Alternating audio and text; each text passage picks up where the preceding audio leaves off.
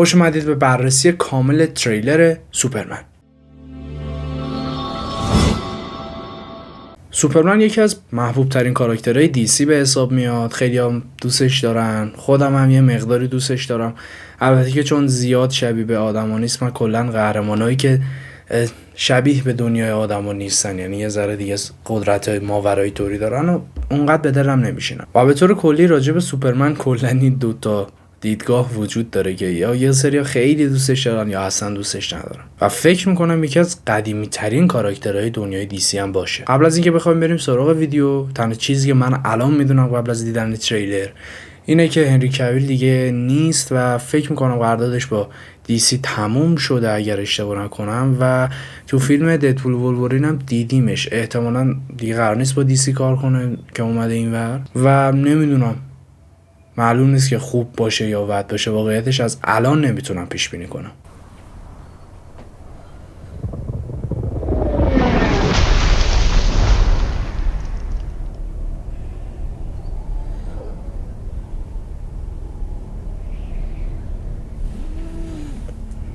لباسه اصلا خوب نیست. همین الان فرست ایمپرشن من اینه که لباسه اصلا خوب نیست. قطعا خب یکی از مهمترین بخشه فیلم های ابرقهرمانی لباس اون قهرمانه دیگه.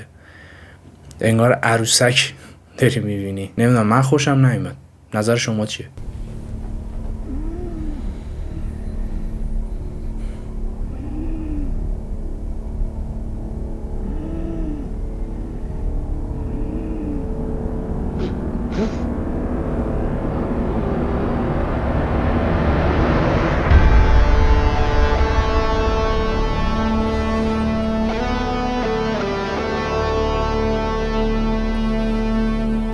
تم که همون تمه دیگه، یعنی نمیدونم ارائه دادن همون داستان از سوپرمن میتونه موفقیت آمیز باشه با این همه تکرار. چون الان لوئیس لین بود اگه اشتباه نکنم اسم خانمه، یعنی من فکر نمی‌کنم اونقدر جواب بده، مگر اینکه حالا در ادامه چیز بیشتری ببینیم که نظرمون رو عوض کنه.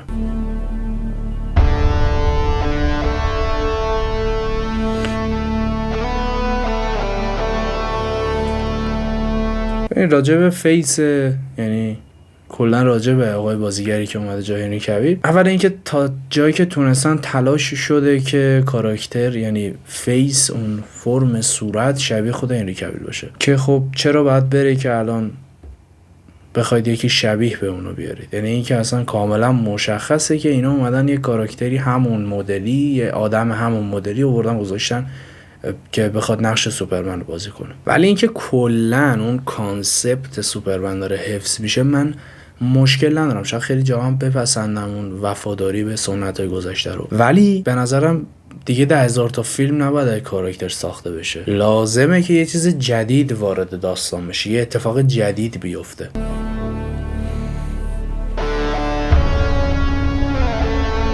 تابستون امسال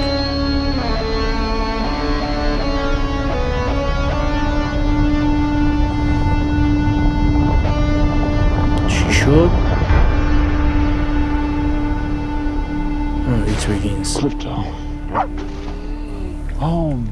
خب ببین الان کریپتو رو کلا ندیده بودیم، یعنی خیلی نقش کمی داشت. یعنی فکر میکنم حالا کسی که طرفدار دیسی و کاراکتر ابرقهرمانی باشن میدونن که فکر میکنم تا جایی که یادم هست سوپرمن یه سگ داشته باشه که الان داریم میبینیمش و تو فیلم‌های قبلی نبوده، الان اومده. و با توجه به اینکه به تازگی فکر میکنم پارسال یا پیارسال یه انیمیشن از لیگ سوپر انیمالز یا همچین چیزی، لیگ حیوانات بود که خب یعنی ایده گرفته شده از همین جاستیس لیگ خود دیسی بود، یعنی خود دیسی هم ساخته بود دیگه. با توجه به اینکه اون بود، شاید الان این یه چیز جدید باشه که وجود داره. چون من هی داشتم فکر می‌کردم خدایا من یه سوپرمن مثلا حیوان داشت، پت داشت. هی داشتم فکر میکردم الان که کریپتو دیدم خب یادم اومد داستان چیه. ممکنه جواب بده.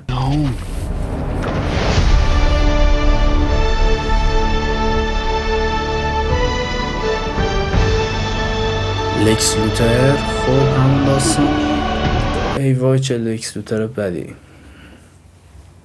چه لکس لوتر بدی. من با بازیگر مشکل ندارم، خیلی هم بازیگر خوبیه، شما اسم تو ذهنم نمیمونه. ببین لکس لوتر باید یه کاراکتر کچل کاریزماتیک باحال داشته باشه. این الان پسر بچگونه میزد، قطعا این مشکله، یعنی قطعا اذیتمون میکنه موقعی که حالا این فیلم بیاد. سوپرمن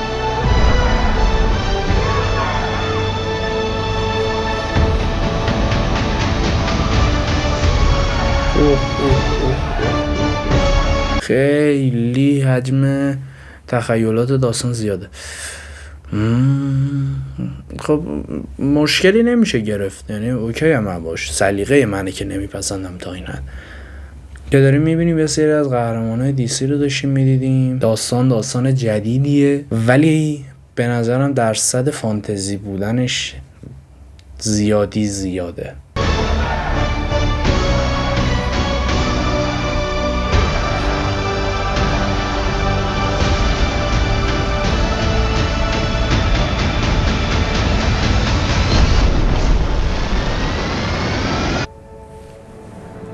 میگم اجزای داستان خیلی بیشتر شده، یعنی شاید یه ذره از بقیه فیلم های دیگر سوپرمن بهتر باشه، شاید یکم.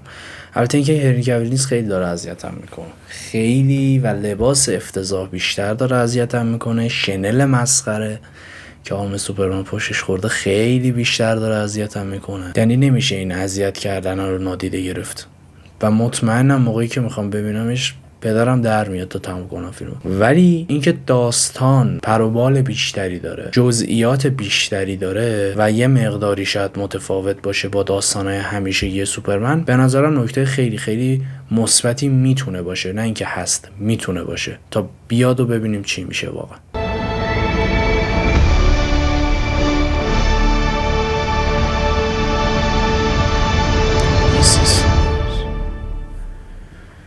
اگه بخوایم یه جمع‌بندی داشته باشیم از تریلری که دیدیم یا تیزر تریلری که دیدیم، چون حالا از تیزر اونقدر چیز خاصی در نمیاد. البته یه نقطه ضعفی هم تو فیلم‌های الان وجود داره، انقدر میان دیگه تو تریلر رو همه چیز رو نشون میدن که فیلمو میبینی داستان لو میره. ولی چیزی که تو تیزر تریلر سوپرمن دیدیم به نظر میاد که اثر اونقدر بدی نباشه. راستش من اصلا امیدوار نیستم، یعنی دروغ چرا، از چیزی که دیدم برای من اونقدر امیدوار کننده نبود، چون ایرادای گنده‌ای داشت که تو چشمن، یعنی مثلا ایرادای جزئی و ریز ریز نیست، ایرادای بزرگن که آدم اذیت میکنه. ولی به نظر میاد که داستان یه مقدار بهتر شده باشه، با مقدار زیادی فانتزی و تخیلاتی خیلی زیاد، که مثلا مشکلم با سوپرمن همیشه همین بوده که یه ذره برای من زیادی کامله،